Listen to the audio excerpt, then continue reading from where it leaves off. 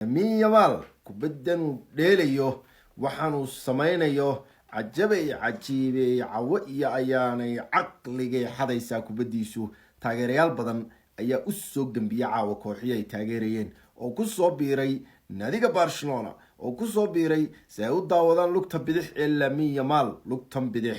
20 sano ka hor baynu meel ku aragnay talo waahalkee 2005 lugtii bidix ee ka yaabisay dunida waa lugtii Lionel Messi 20 sano kadib 2025 ما أشبه الليلة بالبارحة أيامه اسكو إيكا شلي ما أنت كو إلو ميسي لامين يامال كو إلو هدانا برايم كي ميسي صوت داوان برايم كلامين يامال صوت داوو نمان سيكولوجيست يابا waxay sheegaan inta badan ay raahdaan qaarkood ay aaminsan yihiin in ruuxdu markuu qofku dhinto dunida aanay ka tagin ruuxdiisii qof kale soo gasho oo qofkii meel uu ku noolaa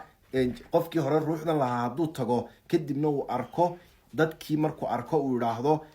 niyo dadkan horaad u taqaanay goobtan horaad u taqaanay iyo waxyaabo la mid ah lugta Lamine Yamal waa tii oo kale waa mid ninkii Messi soo daawaday oo oranayo Lamine lugtan meel baan ku aragnay 20 sano kadib Yamal ayayna soo xasuusiyay Prime Messi 17 jir weeyaan waliba kaasoo cimaamadiisii ay wada dhigeen ciyaartoydii dunida badankoodii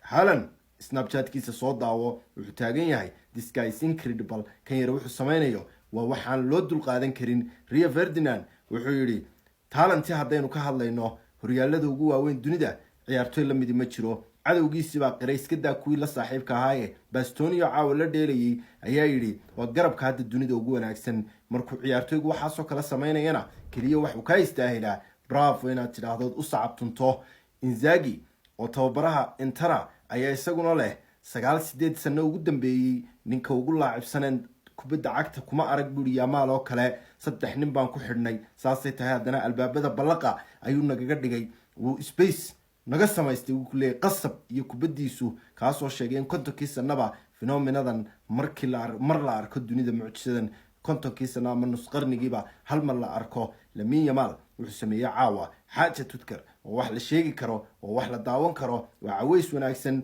oo inoo qabtay isaga naadiga Inter iyo Barcelona oo wada dheelayay ilaa uu Dimarka kaga keenay